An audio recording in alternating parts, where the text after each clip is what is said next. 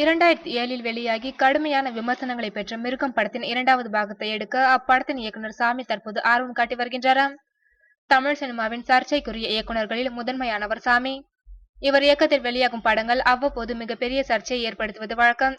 கொஞ்ச காலம் அமைதியாக இருந்த சாமி தற்போது அடுத்த சர்ச்சையை கையில் எடுத்துள்ளார். சர்ச்சை இல்லாமல் சாமி எடுத்த ஒரே படம் கங்காரு மட்டும்தான். அர்ஜுனா, ஸ்ரீ, பிரியங்கா, தம்பி ராமையா நடிப்பில் அண்ணன் தங்கை பாசத்தை மையமாக வைத்து வெளியான இப்படம் பாக்ஸ் ஆபீஸில் பெரிதும் எடுபடவில்லை. இந்நிலையில் ஒரு வெற்றியை கொடுக்க வேண்டும் என்ற முனைப்பில் இருக்கும் சாமி தனது முதல் பட ஹீரோ ஆதியை வைத்து மீண்டும் ஒரு படத்தை இயக்க முடிவு செய்திருப்பதாக செய்திகள் வெளியாகியுள்ளன. இந்த படமும் மிருகம் பாணியிலேயே எடுக்க சாமி முடிவு செய்துள்ளாரா. மிருகம் படத்தில் நடித்த பத்ம பிரியாவை தவிர மற்ற அனைவரும் இந்த படத்தில் நடிப்பார்கள் என்று எதிர்பார்க்கப்படுகிறது.